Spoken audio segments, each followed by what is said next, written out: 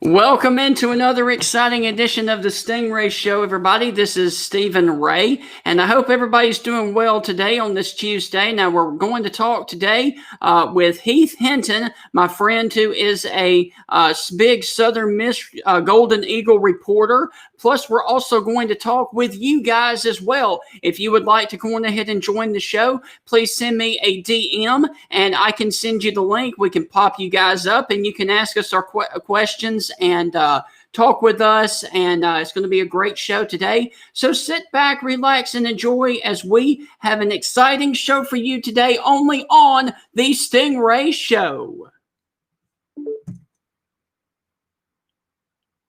The Dogs and Stingray are coming for you! This is Stephen Ray, a.k.a. Stingray, coming to you live from Tuscaloosa, Alabama. Good afternoon, Mr. Feinbaum. Stingray here, and I'm about to shoot the bull with you like all the Auburn students do down at Auburn. Worst defense ever! So without further ado, here is the biggest Alabama going for the field goal. The kick is up. It is away. It is no good. Chris Davis bringing it out of the end zone. Oh, he's got blockers. Chris Davis up the sideline. Here he goes. Here we go, guys. Dobbs back to pass. Launching the ball. Jennings. He's got it. Jennings. He's got it. Touchdown, Tennessee. They shocked the Dogs in Sanford Stadium. Are you kidding me? My God almighty. What an epic way for the Tennessee-Georgia rivalry to end this game. What a play. Wow.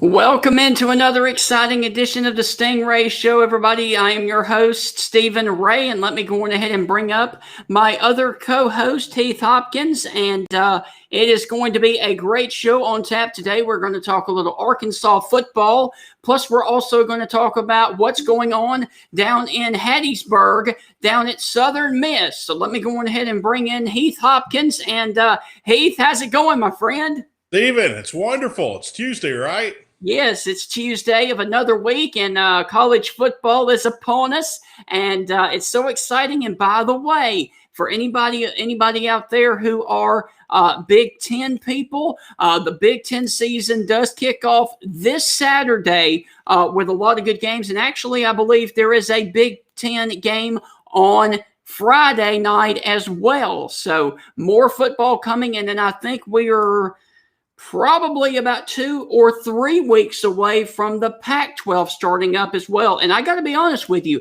I am a big Pac-12 After Dark fan. All those late games that kick off about 9:30 our time, I love that football, man.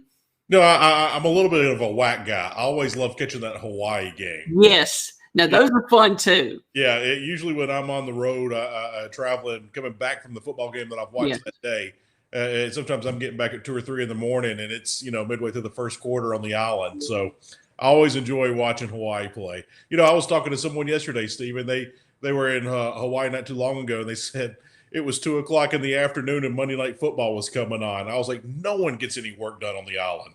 Wow, that's insane. So, but hey, this past weekend, what about the upsets that happened in the SEC? And then the beatdowns on top of that. Yes, I know. Good games. Some shots there. And by the way, do you want to tell our viewers what they can do now? Actually come on and talk to us. Yeah, if you got a question for Stephen and I about your favorite or least favorite SEC team, feel free, and we'll put you on the air with us here live. and you can come on and ask your question. As always, you can type your question in, as you've always been able to do. But you can join us on the show. Just put clothes on. Yes. Well, that's all. And let me go ahead and say this too. Keep it college football based. Yes, we don't want to have coronavirus questions. We don't want debate questions about the election. No, stop. Well, let me ask this. If you have a question such as, how is the opt-out because of COVID-19 affecting the draft status next year, that will be okay. Yeah, I'll let you handle that one. All right, well, let's go ahead and bring in our first guests. And these guys actually wanted to be on the show together. So it is Spencer and Teddy. And let me just go ahead and say that Spencer is a LSU fan and Teddy is a Florida Gator fan. So let me go ahead and bring both of them up while I'm at it. Spencer, how's it going, my friend?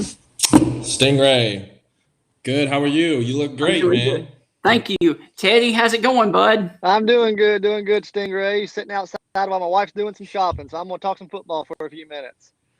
Awesome. Well, what kind of questions do y'all have for us or comments? And, it's a great day, and the SEC is obviously back and rocking and rolling right now. Well, I'd like to know from you or Mr. Florida himself down there how Coach Mullen got the COVID, if anybody knows. I don't think anybody knows that, but we do hope that he is doing much better, and our thoughts and prayers are with him and everybody out there that does have the COVID. Yes, Stingray. So Florida, I think they've got a pretty elite offense this year, but their defense seems to be letting them down. A lot of SEC defenses are. So what do you think's going on with the defenses in the SEC and Florida's in particular? Honestly, I think that it was an issue of not having the spring ball. Yes. Because you're not being able to contact people, you're not being able to tackle, and I think you're seeing that, and I think you're also going to see that around the entire country as well. I think you're going to see it when the Big Ten kicks off, when the Pac-12 and all that. So it's not just going to be an SEC thing. I think it's going to be a complete overhaul of college football this year. What do you think about it, Heath? I think Todd Grantham's play calling's got the COVID. I don't know, man. Yeah. I agree with you. I'm a massive fan of Todd Grantham. Massive fan. Love Todd Grantham. Love his defenses. Love his aggressiveness. Love his approach.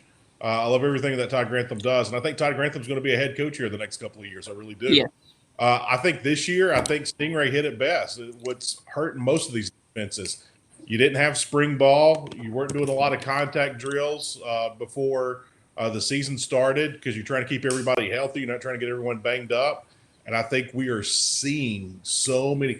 It seems like the defenses are a step slow and they're not, carrying through with their hits. A lot of arm tackling, a lot of necktie crap, as you'll hear coaches call it. No necktie tackling should be allowed, but without the practice of it, no one's hitting low. So everyone's tackling up high, and that's why you're seeing all these guys run out of arm tackles and everything. Everything is to the advantage of the offense right now. And if I could be mistaken, Stephen, but I thought it would be the opposite way. I thought offenses would be struggling to get up to par and up to pace, and defenses would be carrying us in the early beginning. It's been the opposite. And believe it or not, with that point, it is completely the opposite from everywhere else it is great offense, bad defense. However, at Mississippi State, it is great defense and bad offense. So it's just like, yeah. I mean, what do you do? Yeah. This season, it's 2020. I mean, we can't get anything right. Right. So with that being said, I think Todd Grantham and his defense, I think the second half of the season, you start to see things to click. The most beneficial thing that can happen to Florida is to figure that out the week of the cocktail party so Georgia can't make adjustments. You hate to say, let's have a terrible defense till we play Georgia. That's a terrible thing to say. You want to figure it out as soon as possible. But if you could draw up a Hollywood scenario, everything start clicking for that Georgia game for the cocktail party. Excuse me, you're not supposed to call it the cocktail party. I don't know what you call it, but I've been accused of not being politically correct more than once. Right. But with that being said, Todd Grantham's going to figure it out. He will definitely figure it out. Not a doubt in my mind. He's been too good of a coach for too long not to figure it out. So he'll get it. When? I have no idea. Right. Only thing that concerns me about the Florida defense is I think they've recruited a bunch of these little weak side defense in these Bucks, and they don't get no big men up front. I don't know what they're going to do with Georgia's offensive line. They're just going to run up and down the field all day on them, if you ask me. I think Alabama exposed a couple of things. Yes. And Georgia has not figured out things at the quarterback position. We've seen with other SEC teams this year, especially you can name just about any SEC West team in this. If your offensive line's not going to block, you're not going to win. I know. Look at LSU and some of the things that they have struggled with. Mississippi State, my gosh, that offensive line is this past week, Ole Miss had massive problems on the O-line where you're hurrying up your throws. The quarterback is throwing interceptions. So, there's O-line problems all over college football. But in the SEC West, it is prevailing at an alarming rate. Well, man, thank you guys for joining us, and hope y'all stay safe and no COVID gets y'all. You too, guys. Great Thanks, show. I Stingray. enjoy watching it. All right, man. Thank you. See ya. All right. So those were our two first guests, and let me go ahead and get a few more in here before we go to our first main guest. Let me go ahead and pop up Owen in here. Owen, welcome to the show. Hey, gentlemen. How you doing? We're doing great, Owen. How about you, brother? Doing well. I'm clearly a South Carolina fan, so I'm doing very well right now. I bet you are. I'm not able to say that too often. Owen. Yes, I know sir. everything changes week by week, but where are you? What's your stance with Willie Muschamp right now? That's a good question. Obviously, it changes week to week. Frankly, I credit Mike Bobo and the hire of Mike Bobo more for our success in the last 2 weeks than Will Muschamp, and I guess it was Will who did bring him in. So I'm pleased right now. Again, ask me that next week, and I'm sure I'll have a different reply for you. But I think he needs a couple more good wins like last weekend to really have that job security on a more longer-term basis. Right. What about Colin Hill? I've been impressed with him. I don't know. I haven't talked to many South Carolina fans, but Colin Hill looks to, he's consistent, but he looks like he's getting better and better each game. Yeah, I don't know when the last time it was that we had a quarterback who whenever the ball left his hand, I actually felt okay about it. And with Colin Hill, I feel like we have that security at least. The guy's a passer. He really can hit his targets. Can't run a whole lot, but I don't blame him for that with his 3+ ACL injuries in the past. He really does look like the real deal, though, and really like how he stays calm and collected and makes wise decisions. Owen, I'm not going to take you to Sunday school, but the story of Samson, the long hair and the powers, and we saw what Tannehill did back in the 90s. If Colin can grow his hair a little bit longer, can we make him an all-SEC quarterback? I like the hair, let's be honest. And there are some folks on Twitter comparing the hair to Steven Garcia, and Steven Garcia generally means good things for South Carolina too. So I like it, why not? I'm with you, brother. I'm with you. Owen, you got a question for us? I do. I'll make it short and sweet to be considerate of your time here. But clearly, historically speaking, especially over the past decade, the SEC West versus the SEC East has been pretty lopsided in favor of the West. But as it relates to 2020 alone, what we've seen these first 4 weeks, and looking at the totality of the divisions and the teams in them, especially those second-tier teams, what division right now in the SEC do you think is stronger going into Week 5? Owen, great question. I was thinking about this last week. Yep. And I even said to myself, I was like, I think the East has a bump on the West right now. Right now in the West, it's Bama and everybody else. Yep. I mean, that's it. And everybody else is not doing too good against the East. So, you saw what A&M did to Florida. You see, excuse me, that was about the only thing you can hang your hat on with the West is what A&M did to Florida. Everything else, Kentucky beat up Mississippi State. Auburn suffered a defeat to South Carolina. I mean, it's kind of getting rambunctious in the favor of the East because let's call it what it is. The East is winning games. And if you're not Alabama, you're pretty much – your season's already been decided for you in the West. We pretty much know that Bama's going to win the West.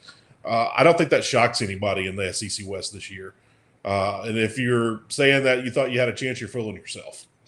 So, but with that being said, the East right now, I would say they have the leg up on the West for this season.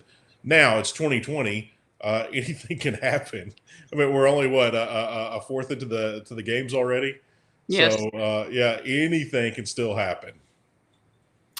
I agree with that. And also, I think it's going to be real key coming down the stretch when, you have those crossover games like I think Mississippi State takes on Georgia and places like that too. So it's going to be real interesting to see how well this plays out. Certainly will be. Well, gentlemen, thank you so much. I appreciate your time. All right, Manning. Oh, thank you, brother. Go Gamecocks, bud. Go Gamecocks. Y'all take it easy. You too. Thanks. Hey, brother. All right, man, are you ready to bring in our first major guest of the day? And let me go ahead and say that if you are a Southern Miss fan, this guy is the guy to go to. He is my dear friend, and he works for Big Gold Nation down in Hattiesburg, Mississippi. Let me go ahead and bring him on. Heath Hinton. Heath, how's it going, my friend? Oh, we're having some audio issues. Oh, I'm sorry. My bad. There How you about go. that? Is that a little better? Sorry about We're that. good, bud. I have We're to do something right quick because I never get a chance to do this. What's up, Heath? Okay, now I'm done. I don't ever get to do that. Right. So it's kind of cool. It's kind of hard. I mean, if we were on a football team, the Jersey guy is going to be a little upset with us. We're both double H's. Yes. Yeah, that would be kind of fun, actually, now that you mentioned it. I wish I'd have had that happen to me back in the day. Right. But You could call me so the I OG. finally get to do it. I was about to say, you could call me the OG, and I'll call you Imposter Heath, right? Yeah. Oh, that's it. That's it. That's fine. That's fine. Well, You can first, call me the one-legged bandit if you want to. right.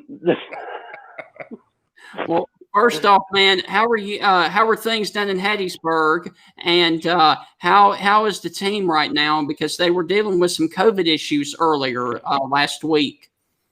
Sure. Things in Hattiesburg are things in Hattiesburg. It's been, I know y'all probably feel the same way. This 2020 is insane. This has been the craziest season I've ever been a part of in my life. Yes. You look at the way football's starting, and then for Southern Miss, throw it in there for your coach to resign after game one. I know. And then you just throw that into the salad. So it's been an insane ride. The kids are handling it pretty well, though. You talk to them, they're taking it in stride. Scotty Walden's taking over. Man, it's just like everybody else. Can the end of 2020 not get here fast enough and just turn the page? But you got to make what you got. You got to make chicken salad out of chicken manure sometimes, and that's what they're trying to do. Yes. We are a family show. All right. Yeah, I tried to keep it as G-rated as possible. You see, that's what I was doing. Good job. But yeah, it's going pretty good. They're hoping to play this week, so we'll see with COVID. I know they're testing and everything, so we'll see if they play. Interesting game this week for sure, though. Oh, definitely. Heath, I got a question for you, and it's about payday. Everybody's screaming. Southern Miss fans are screaming up and down. Hugh Freeze or not Hugh Freeze. Hey, we're only paying $500,000. We're only paying $500,000. Well, that has not always been the case for Southern Miss. They have paid coaches more money there in Hattiesburg. Is there any word of what kind of salary will be thrown out for the new head coach, if there is a head coach, if they decide not to promote within?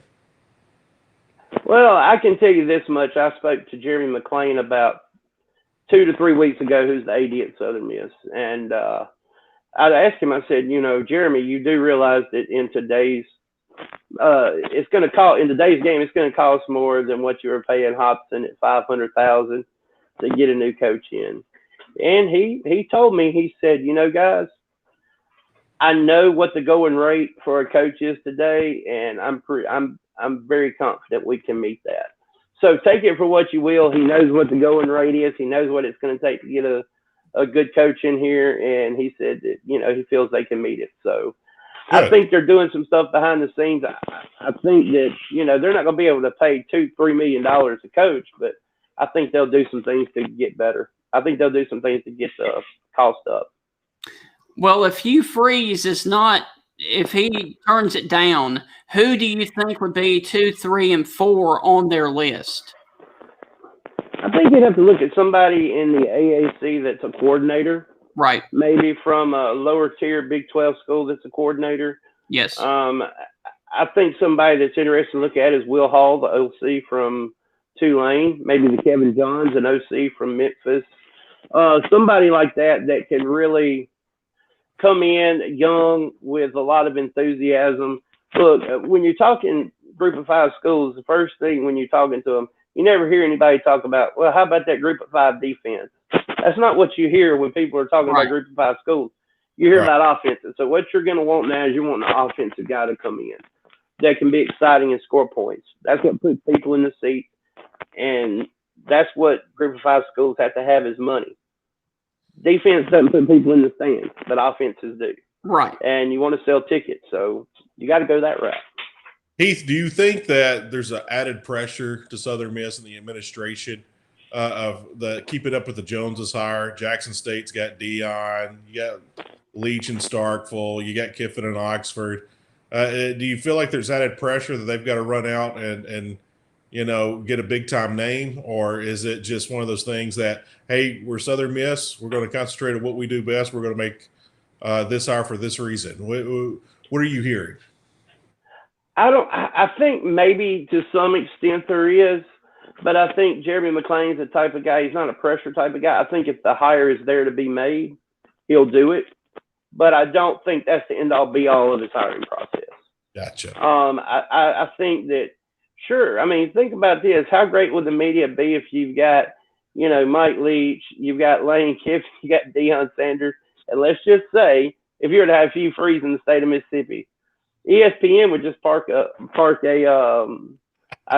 trailer down here for the state for the whole year.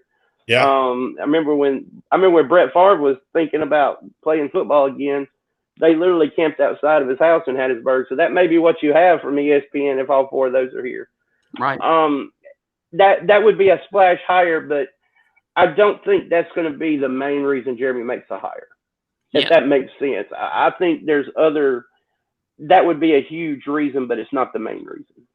Here's a fun question. I'm a big fan of catching big name coaches on the way down because they're seasoned. They've proven that they're winners, things of that nature.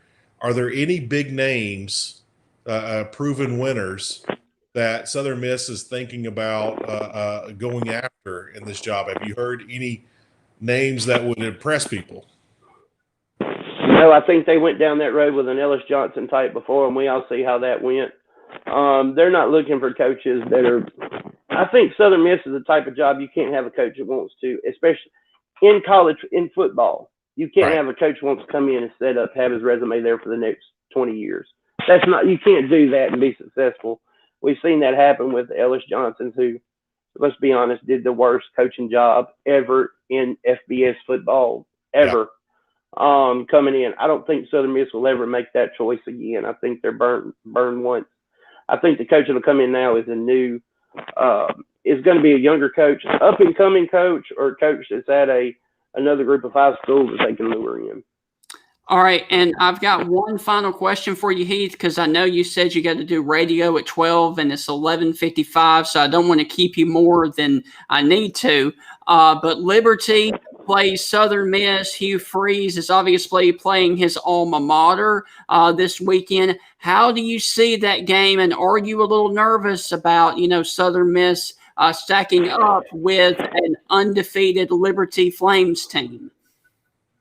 No, because Liberty's a good team, but you look at the other games Liberty's played against Conference USA schools, and they've been very competitive. Right. You look at, you look at Western Kentucky, you look at FIU. They weren't blowout games by any stretch. Right. And I'm not going to say FIU is one of the top teams in Conference USA. I'm not. I think the biggest thing here is just to go in and play your game. Yes. And not be overwhelmed with the situation, not have too much of the outside interference with Hugh Freeze and coaching again. My favorite thing, I saw people quoting the other day that Hugh Freeze said, "I want to beat Southern Miss," and my thing was, well, what coach doesn't want to beat the school they're playing? Yeah. What's so exciting about Hugh Freeze saying he wants to beat Southern Miss? Yeah, I'm like, shouldn't every coach think that? I'm just kind of curious. I don't know, but I'm not too worried. But then again, they are a good football team. They're an excellent football team. I think Southern Miss has been hit pretty hard with the COVID. Yeah. I hope they come out and play hard. If they play hard, they can make a competitive game. Yes. Hey, Heath, one quick last question. I know that interviewed several years back for the Southern Miss job. He's been successful. He's in Norman, Oklahoma right now. Shane Beamer, his wife's a Mississippi girl. Matter of fact, his wife worked for me when I was in television. We worked together. Would Southern Miss entertain the thought of bringing in a Power 5 co-offensive coordinator? We saw some success with that a couple of years ago with a guy running around doing commercials saying, "Sound the alert, sound the alert." We saw some success there in Hattiesburg, bringing in a Power 5 coordinator. Shane Beamer, with his name getting traction. I could see that happening, but here's the thing. Man, T-Boone Pickens got deep pockets over there in Oklahoma. Not just him, but other people. They have a lot of money over there at Oklahoma State. His annual salary is $470 a year. So sure, I could see him doing it. Has he been mentioned? I haven't heard his name, but that's a very good name to throw out there to consider. So I haven't heard it, but that is a great name, to be honest with you. Well, if it happens, you heard it here first. Yes. I did hear it here first. Thank you, Heath. That's great news. I appreciate it. No, one thing that we can say is whoever gets the Southern Miss job, it's a fun job. I can tell you that. It's not a big fan base, but it's a small one, and they're very diehard. So who gets it? It'll be a fun experience. That's for sure. Heath, I told a lie. I'm going to ask one more question. Go ahead, buddy. Does Southern Miss make a hire with his head coach trying to take the next step to get into a Power 5 conference? Or is Southern Miss men thinking that? I think Southern Miss is always thinking about, as Jeremy Plains told me, always thinking about ways to move up and better themselves. I don't know if, once again, the end-all be-all is hiring a coach to get to a Power 5, but I think probably it could play a part into it. But, it's hard for Southern Miss when you're in the state of Mississippi and you got Ole Miss and State and the population's as small as it is, right, to get into another Power 5. I mean, that's just all there is to it. It's very hard for Southern Miss to get money in the state of Mississippi because of that. Southern doesn't have that, what is it, $52 million a year check coming in from the SEC network. It's hard to compete on that level. So it's really hard. Well, Heath, thank you so much for your time, and we enjoyed it. And Southern Miss to the top. Hey, thank you, guys. Y'all have a wonderful evening or wonderful afternoon. Enjoyed it. God bless. We'll talk to you later. Okay. Thank you, Heath.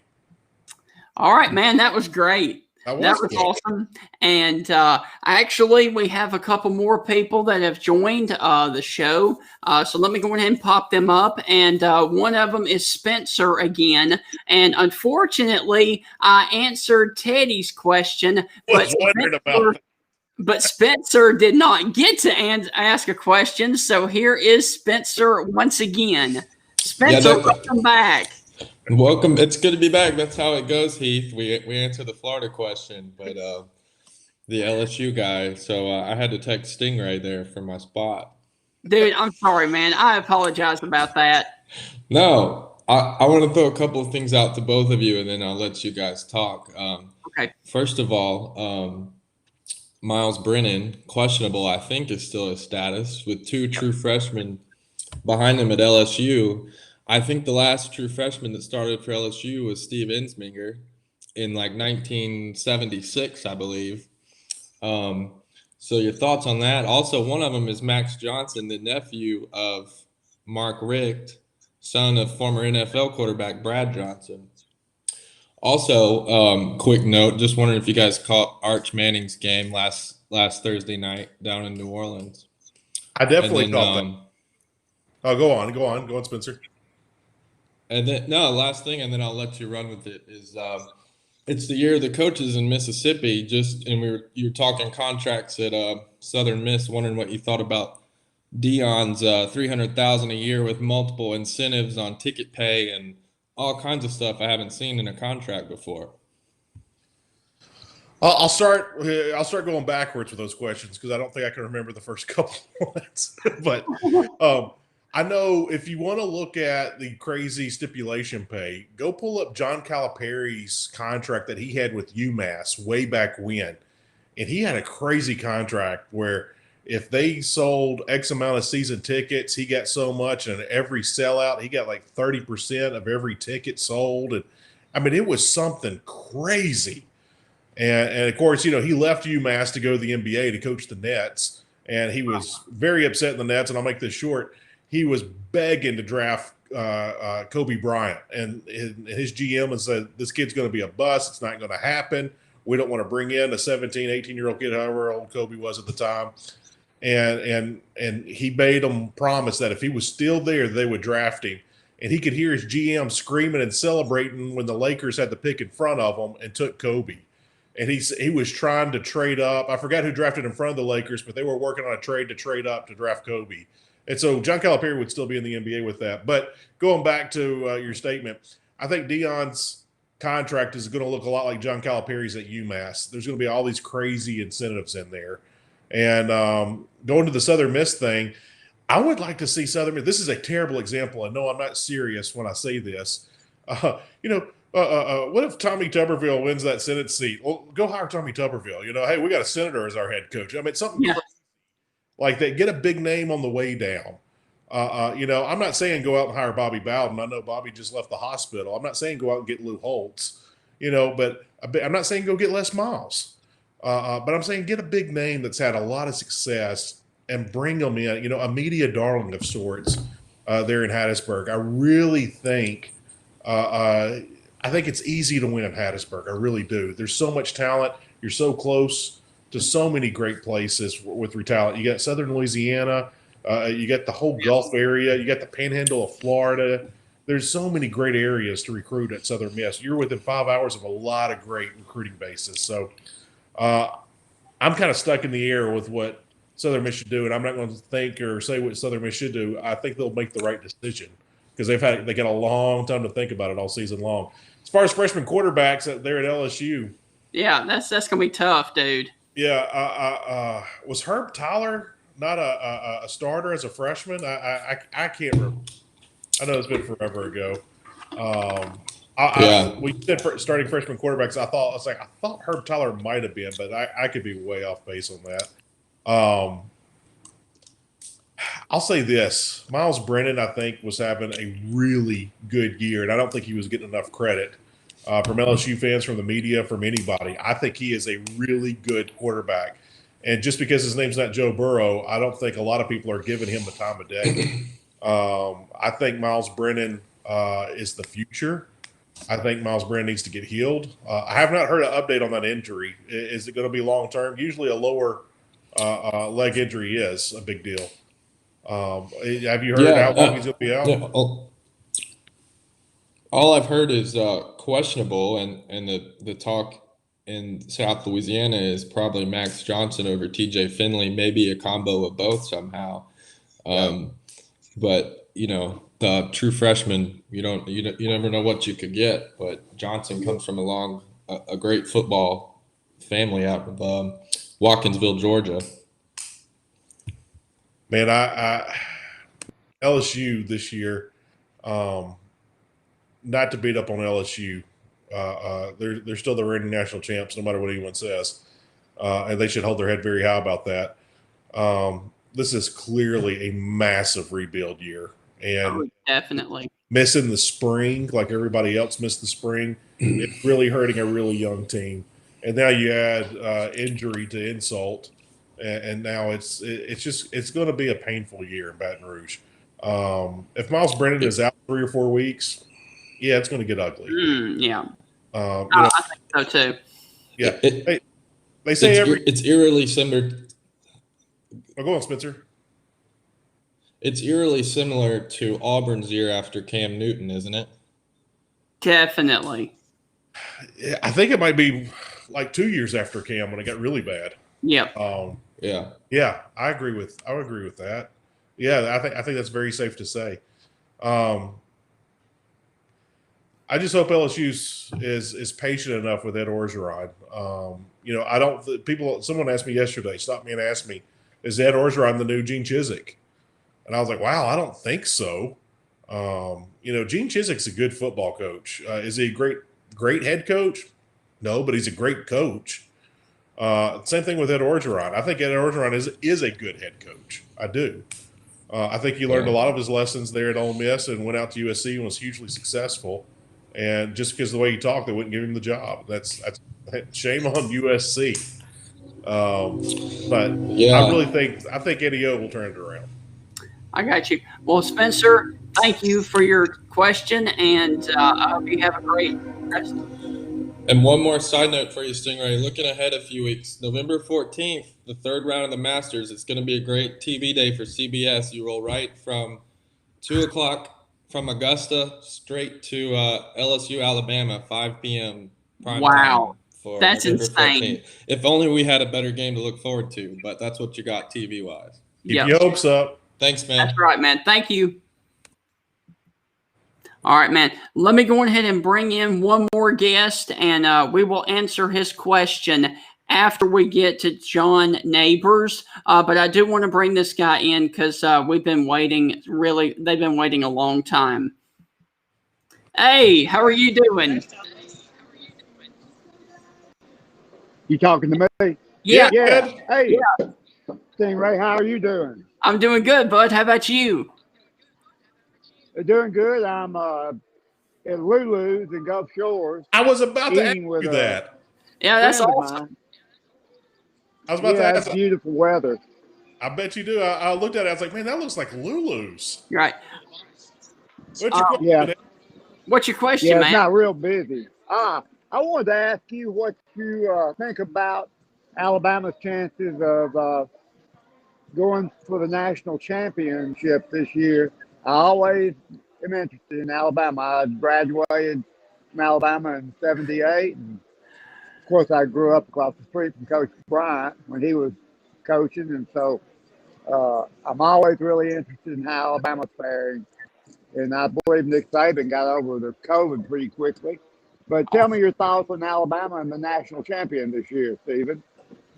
I agree. I think so. I mean, I think Georgia was their toughest game, and now looking forward on their schedule, I think they're just going to run through everybody else because a lot of teams that they play don't have good defenses right now, and they don't have the offensive firepower to stay up. So I think it's going to be an easy run for Alabama until they get to the SEC championship game, which they may actually face Georgia again or maybe Florida.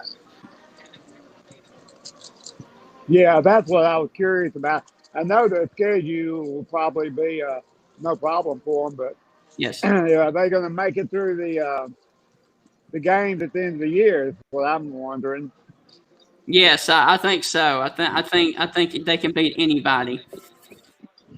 Yeah. Could you bring us? Yeah. I'm sorry. We're getting to go box. All right, man. Well, that's sort of what I wanted to know. I want to know your feelings on Alabama and the national championship. All right, man. Thank you. All right. Take care, man. Thank you. That is actually my cousin, Ed Barton, cousin Eddie. All right, let's go on ahead and go to our special guest for today, John Nabors, and then we will get to more of your viewers' questions as well. So let me go ahead and bring in John. And John, how's it going, my friend?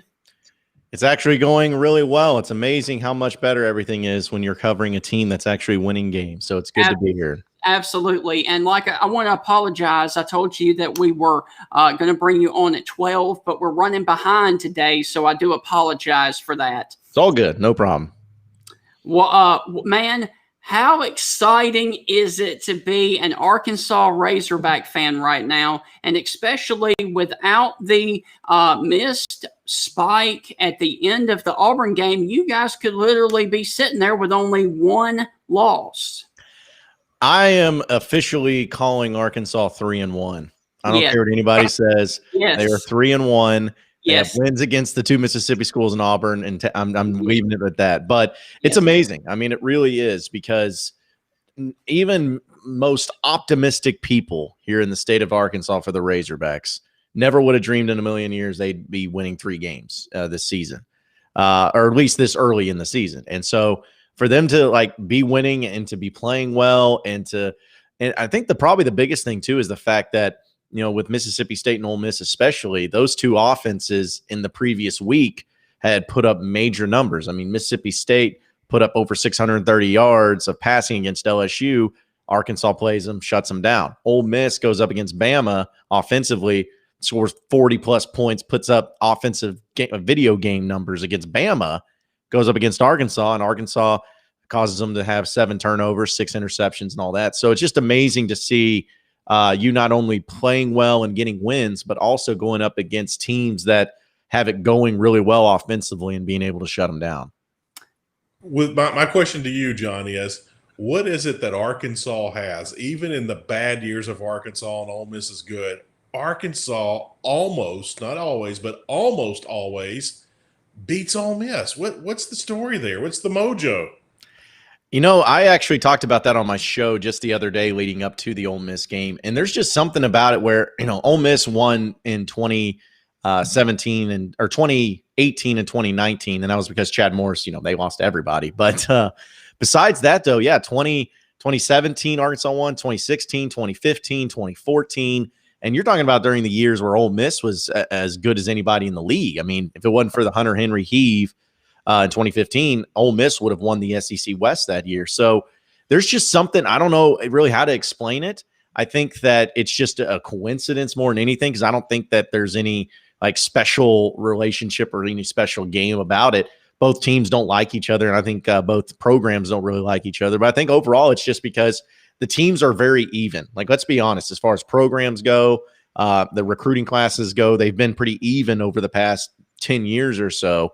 But what it comes down to is coaching and preparation and game management and all that with a little bit of luck.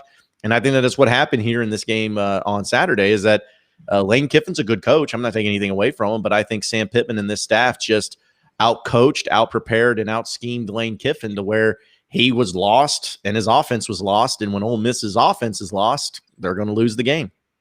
The not-so-famous quote by Brett Bielema after they beat Ole Miss a couple of years ago is, I'm about to leave here and go jump on my wife. He said, I meant to go jump on the plane. Yes. My wife. Who did Sam Pittman jump on after that game? Because, man, I think that shocked a lot of people. Well, I mean, whoever he jumped on, they're probably flat now because he's a big old boy. But I mean, no, the excitement level was just it was insane. I mean, I was up at the game in Fayetteville, and that was the first time Arkansas had won an SEC game in Fayetteville since 2016. So you're talking about when Arkansas beat Florida when Jim McElwain was the coach.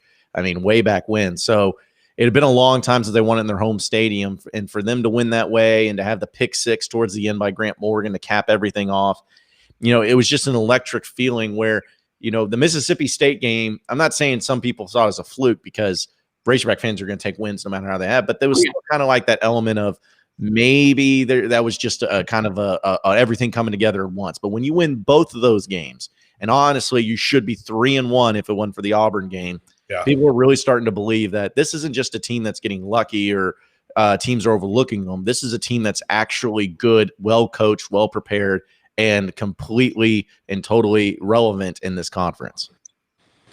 What about how folks are receiving this team in Arkansas now? I mean, you went through this drought. I mean, are people just – out of their minds, because you've got to be looking forward at the schedule right now if you're an Arkansas fan. Like, how many more wins we got?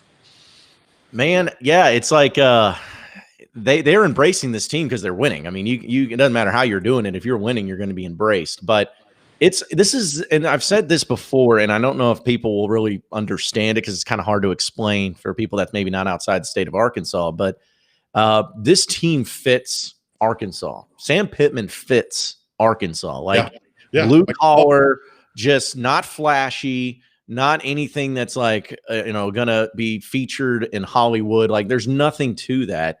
They're just grinded out football guys. And when you have a team like that, where that's built on good defense and has a lot of in-state kids that have been making plays, and, has a lot of just that grittiness and all that, it really fits the culture and fits the type of team and the type of state that we live in. And I think that one of the biggest indicators of this, and this is what's crazy, is that, again, because I'm considering the Auburn win a win, but that Auburn game, Arkansas was down 17-0 and came back and won early in that game on the road.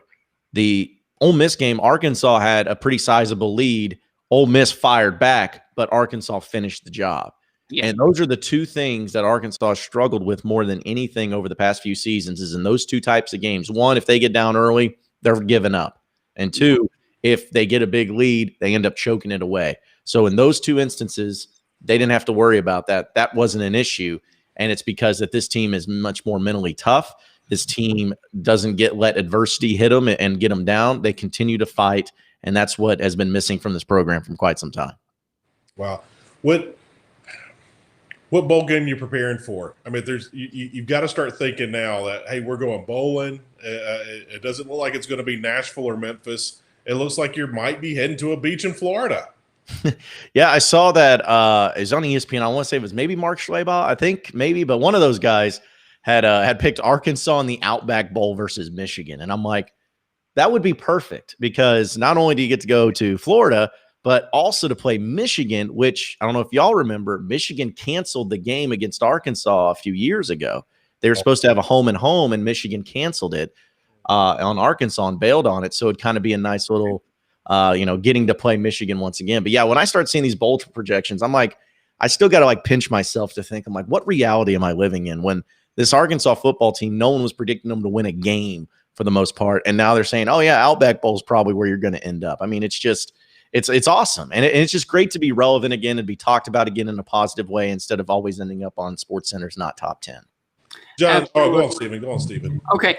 What was I going to say? Oh, what is Barry Odom doing to, disrupt the Ole Miss offense and the Mississippi State offense? Because both of those teams were outstanding coming into the game, and then they face Arkansas, and it's like, holy cow. This is something that I've been talking to people about, because I get that. I've gotten that question a lot. I went on a show in Louisiana yesterday, and I got that same question. And here's all I can say about it, because we're not in the behind the scenes. Right. But it's two things. One, Barry Odom and this defensive staff is preparing this team like nobody's seen before. They are putting in game prep week, and not because it's easy to just sit there and watch film, but you're talking about effective game planning. They're doing that at a very high level and making these guys as prepared as any team. And when you're prepared, you get confident, because you start seeing the way that the formations are lining up, and you're like, all right, I know what's coming. I know what play they're going to run. I know what this is going to happen here. So you play with confidence. And honestly, and this is a very simple way, the other thing that he's been doing is he's been just getting guys in position, lining up correctly, being right in the position they're supposed to be during the play, whether it's in a zone or man or whatever. Be in that position, and don't let the fakes fool you or anything like that. It's just a very simplistic approach to defense where, yeah, it's effective because there's not any crazy schemes or blitz packages or anything. It's just Barry Odom in this defense just saying, all right, sit at home, stay in position, line up correctly. You know the formations, you know what they're going to be running, look for it, and go to the ball. I mean, it's just a very simplistic way of defense, but it's a very effective way of defense as well. And that was the first SEC win for Arkansas at home since 2016. That had to be extremely huge. Yeah, massive, massive. Yeah, it was. I mean, it's got a lot of people believing once again. Yeah. And of course, everybody's getting arrogant. We all want Bama now and everything. That's just the way it goes. But it's good though. It's just good to be relevant in football and good to where Saturdays are no longer a chore or an embarrassment. It's just people are fun and having watch parties and food tastes better and everything's better in life. Sex is better when your team's winning. It's just everything is best. Well, we asked you this the last time that you were on. Now that you guys have knocked off Ole Miss, what do you think the ceiling is for this football team moving forward? Now, obviously, there's a chore to knock off Alabama, but right now, what do you think the ceiling is? I think that, and if everything goes right and if everything continues to develop and everyone stays healthy, I think the best case scenario for this team would be going 7-3, as crazy as that is, because besides Bama, which we all know Bama, and really Florida, because that game's on the road for Arkansas. Florida's a really good team. But besides those two teams, I don't see really any team on this schedule that I look at to say, Arkansas can't win. And again, I'm counting the Auburn win. So maybe officially 6-4 will be the right way. But yeah, because LSU, it looks pretty terrible. Their defense is awful. Texas A&M, Arkansas's got them next, but they have Arkansas has the bye week this week, so they get 2 weeks to prepare for them and get healthy. Missouri's unimpressive. You got I'm trying to remember the other team that they have coming up. I'm missing an SEC West team, I think. But anyways, my point is that besides those two teams, though, I don't really see any problems for Arkansas as far as not being able to perform well. And if they keep playing the way they are, especially defensively, they're going to cause problems for teams even like Bama. I'm not saying they'll beat Bama, but I don't think Bama's going to go in and score 50 points on Arkansas either. Yes. One final question from me. Obviously, you're an Arkansas fan, but what did you think about the call at the end of the Auburn game? Was it an incorrect call or a correct call in your opinion? Oh, it was an incorrect call. I mean, that's not even a question. Because what it was, and this is what pisses me off about it, is that it was the incorrect call, but they make a statement trying to protect the officiating where they don't say it was the wrong call. They say it wasn't an immediate recovery. And I'm like, that's the stupidest thing I've ever heard. Here's what the SEC needs to do. One, they need to just admit when they screwed up. Number one, just say, we screwed up. We're sorry. We're going to fix it. We're going to have whatever. Just admit you were wrong. Two, and this is something I was crowing about last week, but people were making fun of me for, but I don't care. Yeah. Coaches in the games and like they have to be doing press conferences. If they screw up, they're going to be asked about it. Players, if they're part of the game, they're going to be screwing up. They're going to have problems. They're going to be asked about it. The officiating crew is the only major part of a game where they're protected. And I feel like if you have some sort of major call, you should have to, as an officiating crew, go and answer questions because everybody else has to be held accountable for their mistakes. Why do you get off scot-free? Not only that, but you hide behind the curtain of the conference where they just put out some generic statement on Twitter or social media and you're all right. Well, you're done. Like you don't even get asked about it again. So they need to fix that. And here's what frustrates me is the coaches are not allowed to say anything about the officiating or, ooh, you know what? We're going to fine you.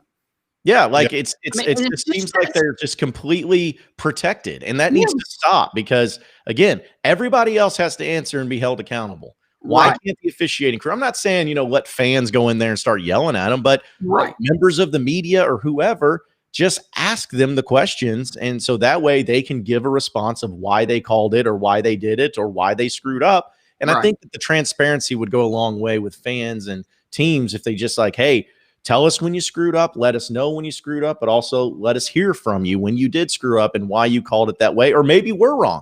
Maybe you didn't screw up, but we need clarity on the officiating rule. Something like that has to change. Yes. My questions are quick. I'll start with the negative one first, then I'll end with the positive one. there's a game with University of Memphis in football that Arkansas keeps kicking the can down the road year after year after year after year. That game was supposed to be played in the 90s. Arkansas canceled it. They still owe Memphis. Is that game ever going to be remade, or is Arkansas just going to keep avoiding Memphis? And I don't understand why, because Arkansas can easily tap into that recruiting market, and Memphis could be on the way down, although they had a big win this weekend. Is Arkansas ever going to make up that game with Memphis?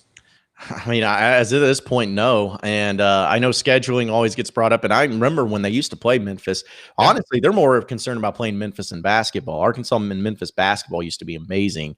Yeah, and get that rivalry back. But football wise, I don't know. I just don't see it. I think that Arkansas, and not saying it's right or wrong, but they want to play more either big Power 5 teams, or they want to play teams that are outside of the region. That's why they're playing Oklahoma State in the next few years. They're playing Notre Dame. They're supposed to play them this year. They're going to be having a series against BYU.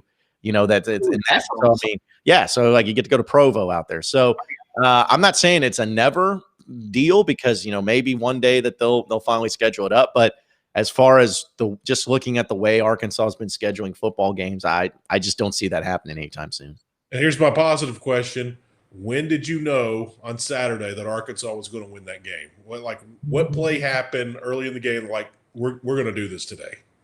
Well, normally I just wait till it says 0 and then I call it good. But I would say when Grant Morgan got the pick 6 at the end of the game, because it was 26-20, I believe, at that point in time, Arkansas had the lead and the offense kind of been stalled out. And we all know how Ole Miss can just score at will. So when they got the ball back, I was like, oh, geez, here we go. And but when the pick 6 happened, they got up by 2 touchdowns. I'm like, all right, it's curtains. It's good to go now. We don't have to. We can breathe easy. But it's still, even then though, it's like, as a Razorback fan, you don't believe anything is certain until the clock strikes 0. But I'd say that's going to happen. Hey, give me a bowl game prediction before you leave us, John. Where are the Razorbacks heading? Bowl game. Let's see. Personally, I'd love to go to that. Isn't there a bowl game in the Bahamas still? Yes, the Bahamas Bowl. Yeah, I mean, I'd personally like to go to that, but they don't really have any SEC tie. Honestly, I'd like to go to Nashville. I like the Music City Bowl. Arkansas has not played there since 2002 when they faced off against Minnesota. They lost that game, but that's like, I feel like that's the one SEC tie-in bowl game that Arkansas has not played at in forever. So I think Music City is also a very, realistic bowl game. I don't think that it's like too much to ask to go to that. So give me Nashville, or at least give me the Outback Bowl in Tampa, because I don't think Arkansas has ever played in the Outback Bowl to my knowledge. So I would take that one as well. Wow. I was good in the middle. I got you pegged for the Gator Bowl. Hey, at this point, for Razorback fans, they'll take any bowl. Like, they'll go back to Shreveport. They'll go to Memphis, wherever. They'll just go to a bowl game and be happy about it. So we're not going to get picky, but right now they're in good shape to at least make a bowl game, especially since so many teams are opting out. And you go 1-9 in conference and probably make a bowl game this year. So wherever it is, we'll be happy. Hey, real quick, I do have to leave you with this one. Would you please talk about the huge scholarship that the guy received that actually was the guy who did the pick 6 Saturday? Yeah, he actually, Grant Morgan was the walk-on that did the pick 6. He was a walk-on, but he's been on scholarship now for a few years. You're referring to Hudson Clark, who had 3 interceptions. Yes. And that story is wild, because he's a walk-on out of Highland Park in Texas. And his dad and his family were big Razorback fans, and he didn't have a scholarship offer to anywhere. Wow. He just wanted to come to the U of A, and he walked on, and that you saw the result of it. And I mean, when you get 3 picks in a game, and it's not only just this game, but he's played really well in all the SEC games this year. When you see that and you see how well he's playing, and especially when I know a lot of teams are targeting him because they see, is this walk-on cornerback? He ain't going to do anything. He's making plays. I mean, he deserves a scholarship. Now, it won't go into effect till January because they're out of scholarship room, but he definitely has earned his scholarship spot. And so it's a really cool story. And I even said, if you look at the awards for Arkansas, or the awards in college football, the Broyles Award, Best Assistant Coach, Barry Odom probably is in the running for that. Think about the Burlsworth Award, which is the greatest walk-on. Grant Morgan or Hudson Clark might be in the running for that. It's early and it would take a lot, but even Coach of the Year, Sam Pittman, I mean, it might happen with the job he's done. So if Arkansas keeps this up, they may have a lot of awards in college football at the end of the year as well. I'll reverse that question on you. Who could you give Coach of the Year to more than Sam Pittman? Because I say nobody.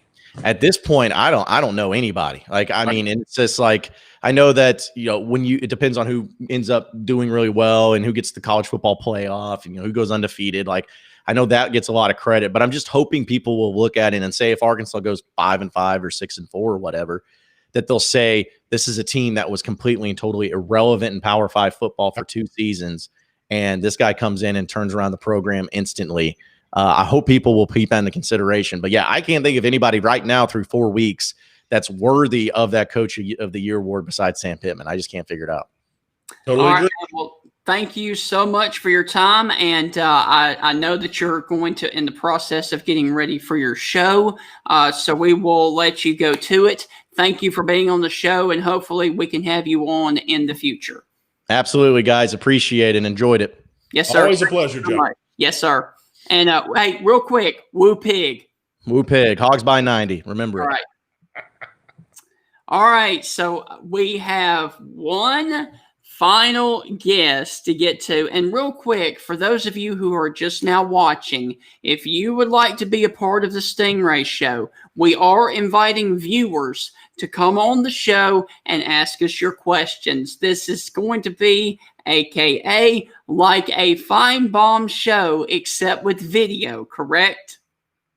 I don't know about Fine Bomb. I thought we're kind of more original ourselves, Stephen. Yes, I agree with that.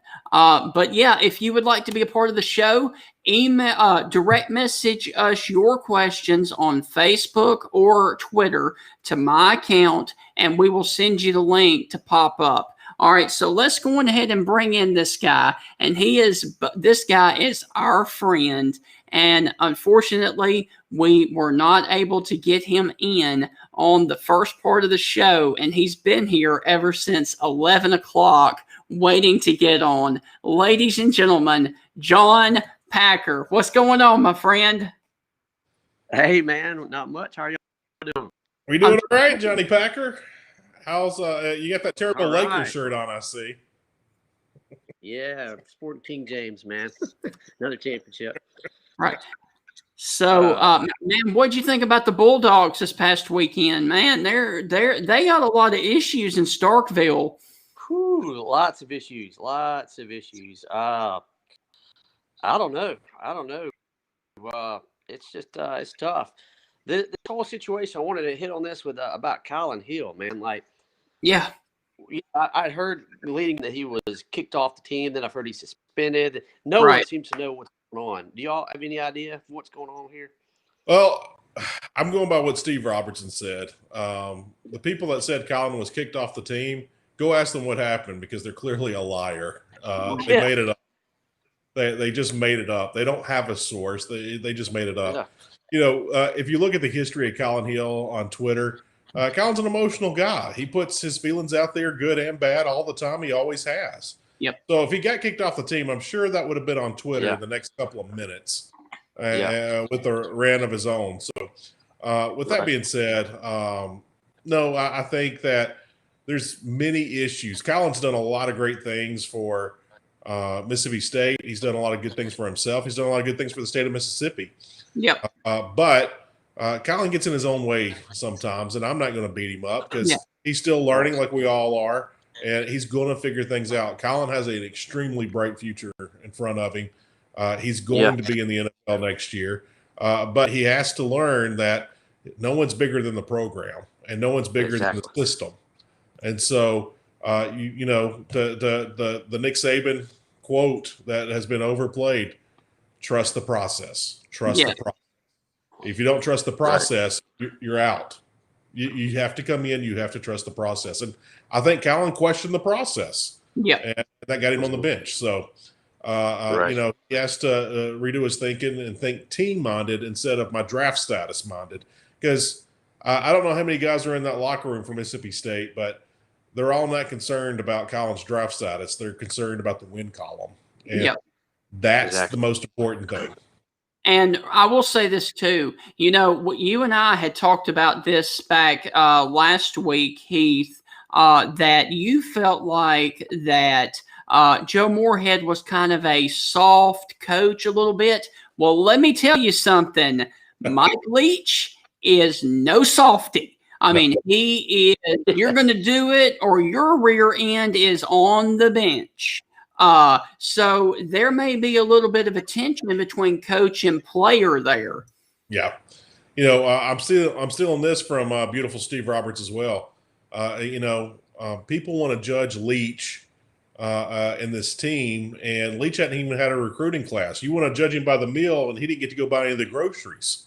You know, he's only 4 games into his tenure, you know. Everywhere Leach has been, it's taken a little while to get going with the air raid. You know, and Leach, if I'm not mistaken, I haven't confirmed this, but if I'm not mistaken, and I'm pretty sure on this, Leach said in the press conference, this is his worst team or his worst offense ever, not his worst team ever. This is his worst offense ever. And I was like, wow, this guy's been in coaching. This is his 20th year as a head coach, and he's been coaching for almost 30 years now. And this is his worst offense. I was like, that says a lot. So, you know, the offensive line were built to run over guys, and now they're asked to pass block. And these running backs were taught to grind it between the tackles, and now they're told to run routes. These receivers were told to block downfield, and now they got to read defenses and run mesh routes. And so there's a lot of issues going on at Mississippi State, and they've got to trust the process. And once they figure that out, then you'll start seeing results happen in the win column. Yeah, I think a lot of the issues is people are just wanting now, and they don't want to be waiting, you know. And it's frustrating to see these people because, like you just said, everywhere he's been, it's taken him a few years to get it off the ground. You're starting, and we redid the whole entire offense. So I mean, you're pretty much starting from scratch. And until he gets the recruiting cycles in and gets his guys in the system that can play, it's just going to be a waiting game. And it's these people we have really crazy. Fire Leach. I mean, no, we went out to hire a coach. We wanted to get the best guy out there. And guess what? In my opinion, we got the best guy out there. He was the best guy available. And he's known for offense. And a lot of people saying air raid's not going to work in the SEC. Well, we don't know that. Not until he gets his guys in there. And that system that he runs with his people in there, well, we know.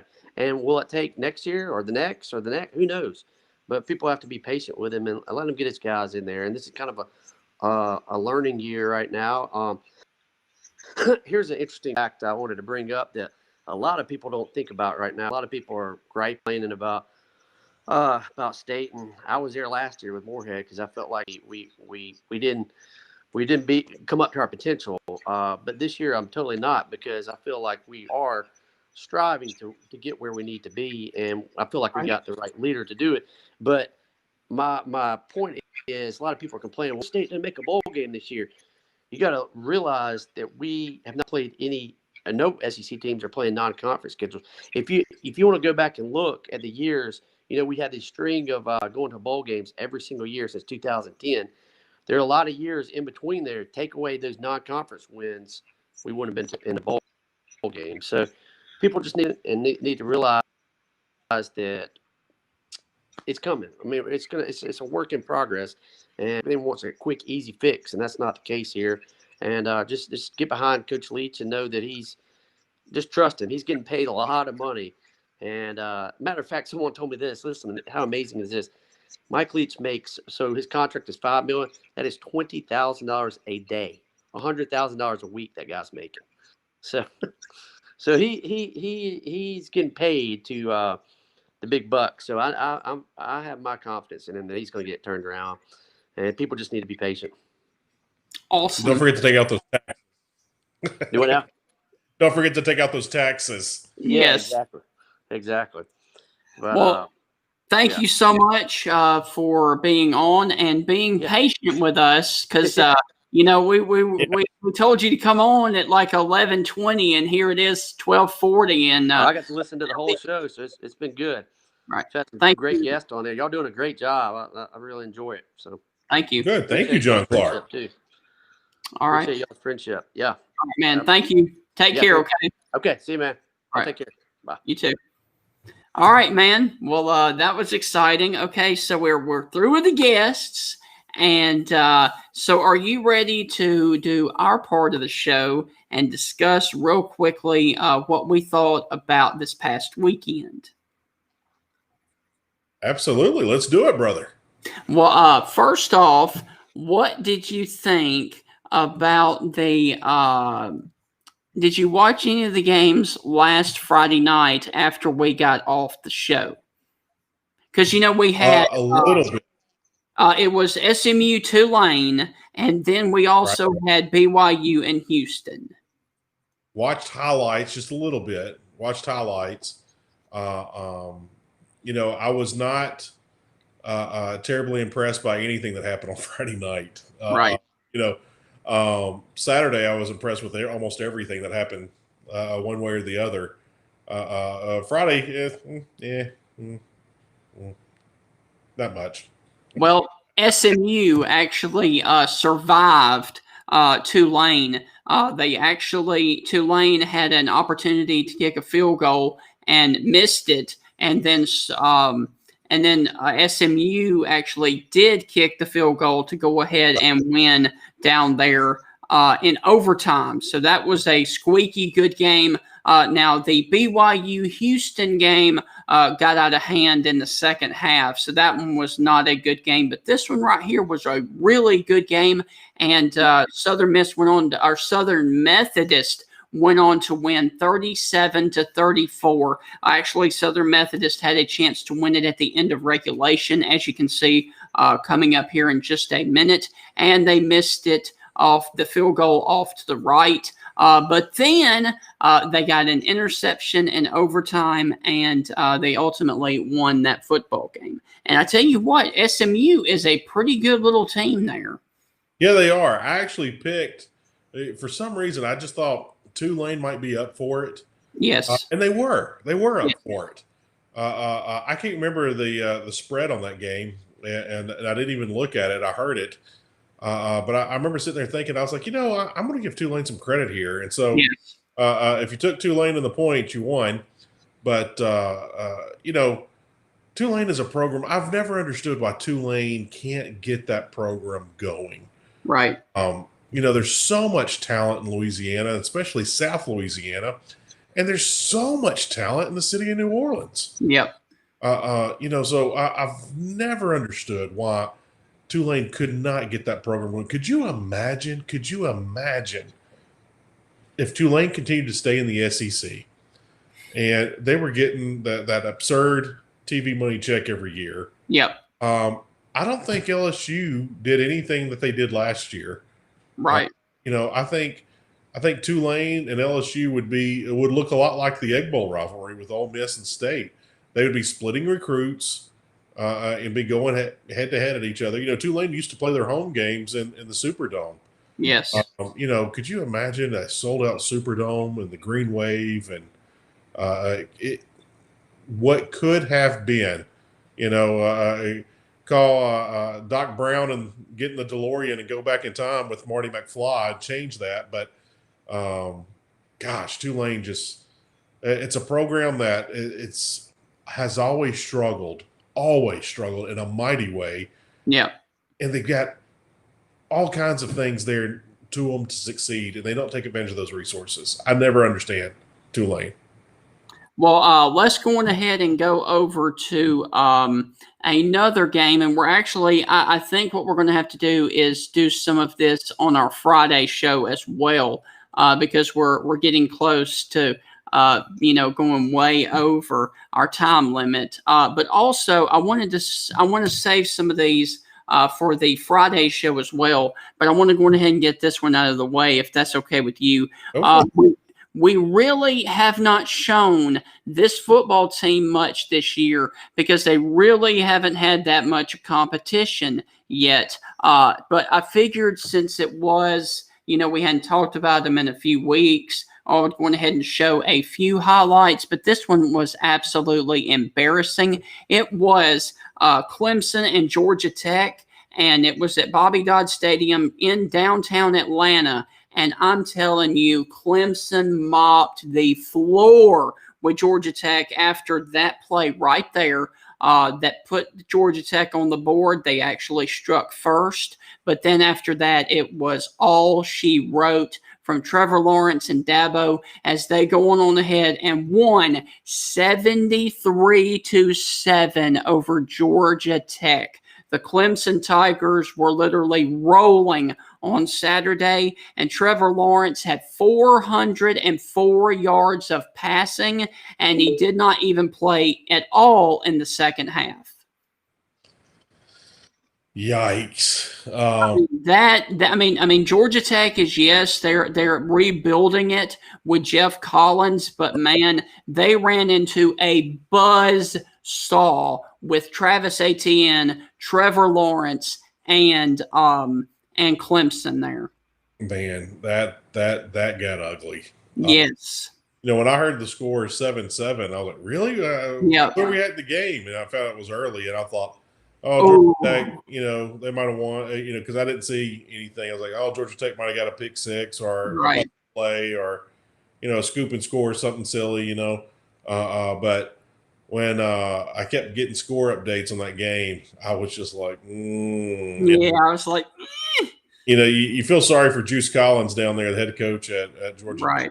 But, he's actually going through the same thing that Mike Leach is, because, they went from a option team, a triple threat option football team. Now they're trying to go to whatever Jeff Collins wants to run. And it's going to take a few recruiting classes before you actually get there. Yes. It's going to take more than that. Yes. Georgia Tech, wow, Stephen, we're talking about the schools that left the SEC. Yeah, no. Georgia Tech, again, has all the resources. Georgia's such a hotbed. They're close to Florida, the Panhandle. There's a lot of talent. They're close to Alabama, where there's a lot of talent. Right. They're close to the Carolinas, where there's a lot of talent. Right. There's no excuse for what Georgia Tech is. I mean, I've always wondered why Georgia Tech's not a powerhouse as well. Yes. They have all the resources to make it. And heaven forbid, that ACC check is a nice check. It's not as nice as the SEC network check that comes into all the SEC schools. But, I've always wondered why Georgia Tech can't put it together. Here's my take on it. All right. I really feel like they are about to take that next step, just simply because I don't think that a lot of players in today's time want to go back and run the triple option. They don't want to do it. They want to be like Mike Leach. They want to be able to, throw the ball, spread it out and everything. I think now that I don't know how far Georgia Tech will go, but I think they are in a much better position now than they were with Paul Johnson, because I think that offense with Paul Johnson is just a little bit outdated. I do think it's fun for the Air Force and the academies to do it, but for a regular football team in a regular conference, I just don't think players are wanting to play in that style this day and time. I think there are some players that want to play in that system. I was a big fan of the option. Right. I always loved watching their games, and even more so when there was a game close, because yes, if you get into a dogfight, or if you got in one, I should say, with Georgia Tech when they were running that option, you were going to lose. The nation would start watching that game, because we all know that if Georgia Tech, if they got it rolling, you're not stopping that triple option. I know. Or if you're struggling to defend it, there's nothing you can do about it. Right. These defensive coordinators teach aggression and be extra aggressive, and the triple option takes advantage of teams being too aggressive, defenses being too aggressive, because you have to stay at home and play assignment football. You Yeah. can't be aggressive. And so when you're aggressive, that leaves the field wide open for Georgia Tech. Oh, yeah. So Definitely. they take advantage of it. But that's from, years gone by now. That's from last year on. So Juice Collins, like I said earlier, big fan of Juice. I don't know if he's going to be successful there at Georgia Tech or not, but he's been successful at just about every stop he's ever been. So I like Juice to do things. I hope he's not a stopgap guy for Georgia Tech where, hey, he's just here to change it. We're going to change the coach in 4 years and really make strides. I hope that's not the case. I really hope that Georgia Tech finds a way to do it. As long as Georgia Tech is consistent to an offensive coordinator or an offensive style, they'll be successful. Juice Collins will have the defense ready. But, man, what could have been, like I said, we get in the DeLorean with Doc Brown and Marty McFly and tell Tulane and Georgia Tech not to leave the conference. Now Arkansas and South Carolina, they may or may not ever come in. Arkansas is probably very happy in the Big 12. I mean, there's so many options. The butterfly effect of so many things that could have happened. But yeah, it's fun to think about. By the way, we actually did have somebody else join us real quick. All right. Let me go ahead and pop him back up. And he is actually a close friend of mine. We actually did have a show together at one time, the Stingray and Tuck show. So let me go ahead and bring him in here. He is Landon Tucker. Hey, Landon, how's it going, bud? Hey, gentlemen, I apologize if my vehicle is loud. I'm in Tuscaloosa today. Just got finished eating next to the stadium. I'm headed back to work, so I thought I'd pop in and ask you guys some questions. Okay, awesome. Thanks, Landon. So Alabama really seems to have the offense humming. Defensively, they seem to at least look better than they did against Ole Miss.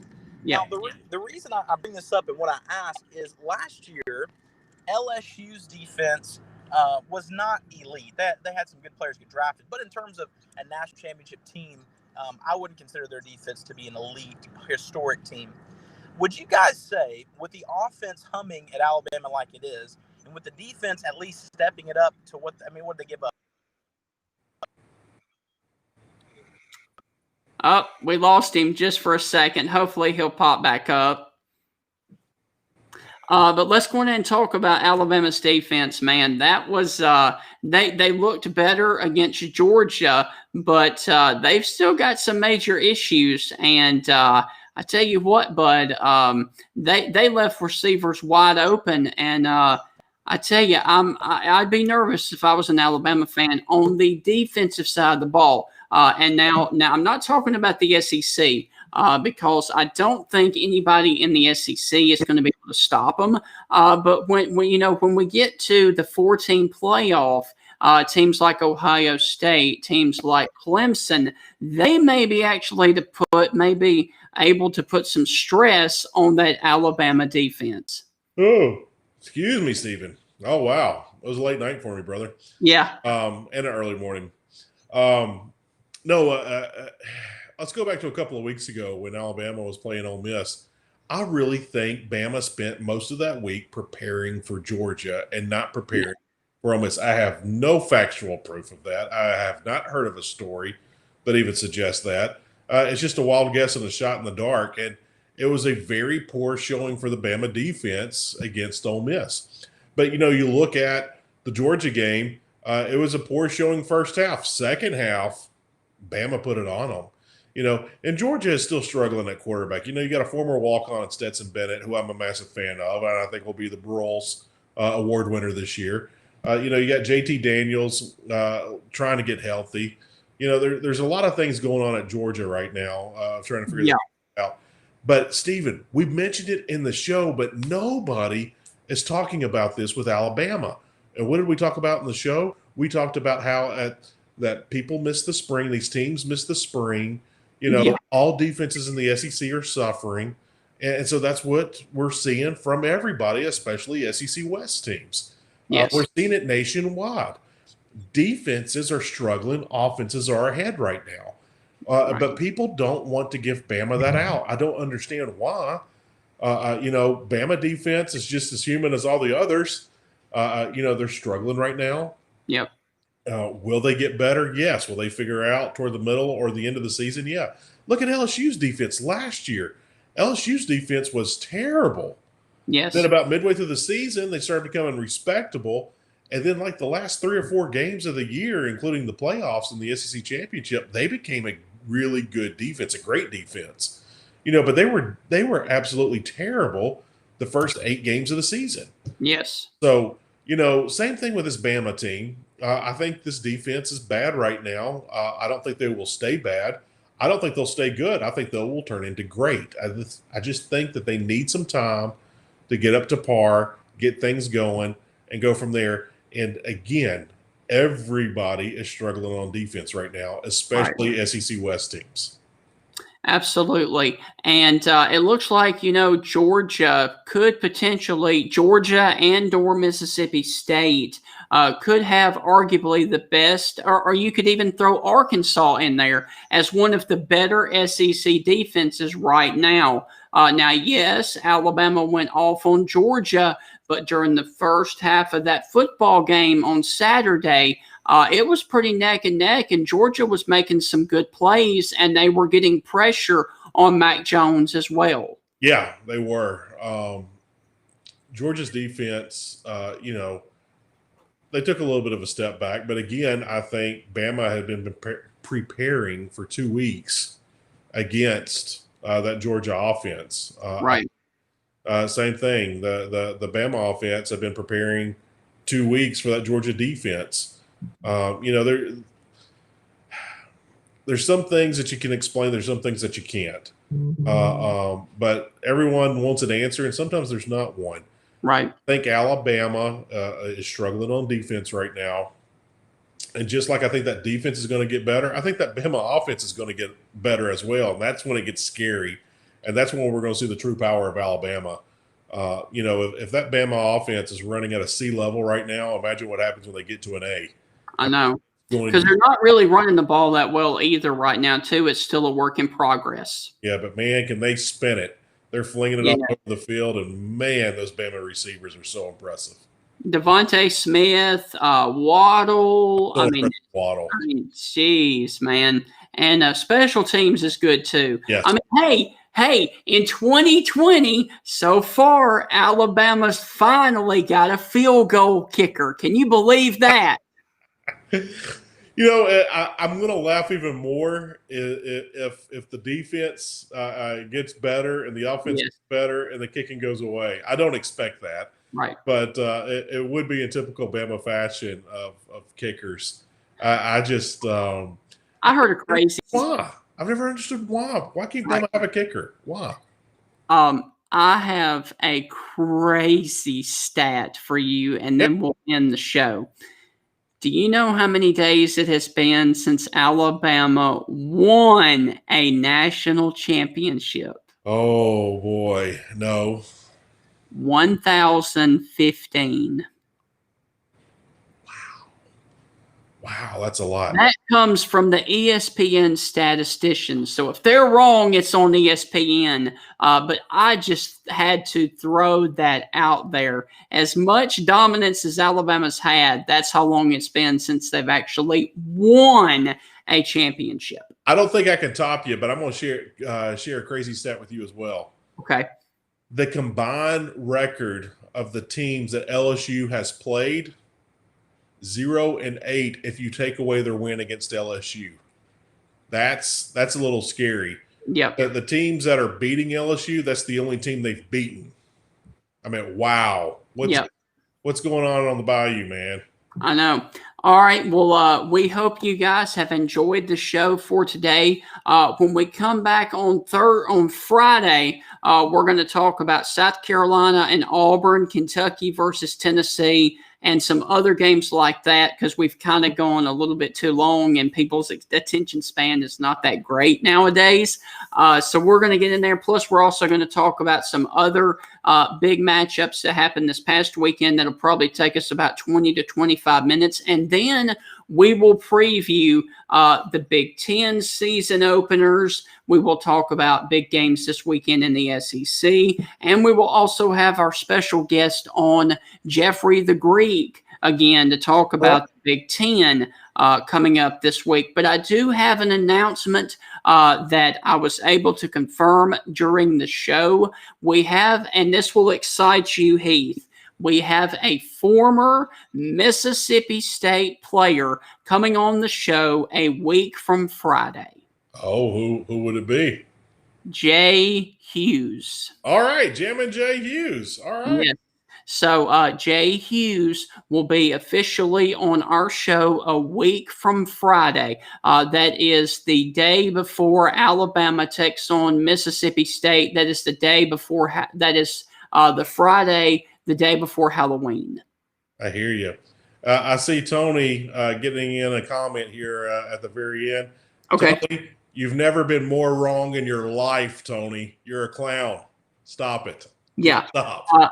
And by the way,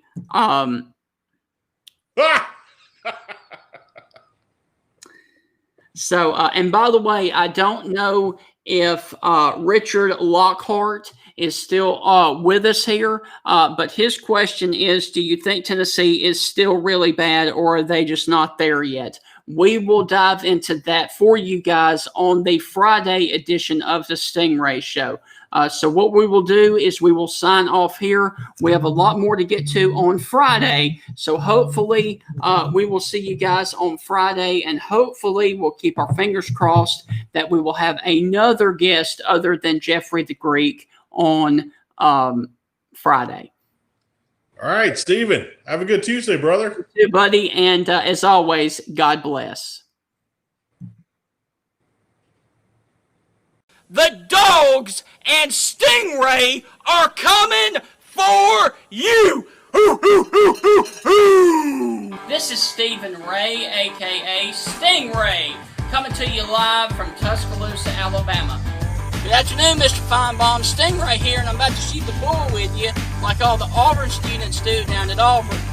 Worst defense ever! So without further ado, here is the biggest. Alabama going for the field goal. The kick is up. It is away. It is no good. Chris Davis bringing it out of the end zone. Oh, he's got blockers. Chris Davis up the sideline. Here he goes. Here we go, guys. Dobbs back to pass. Launching the ball. Jennings. He's got it. Jennings. He's got it. Touchdown, Tennessee! They shocked the Dogs in Sanford Stadium! Are you kidding me? My God Almighty! What an epic way for the Tennessee-Georgia rivalry to end this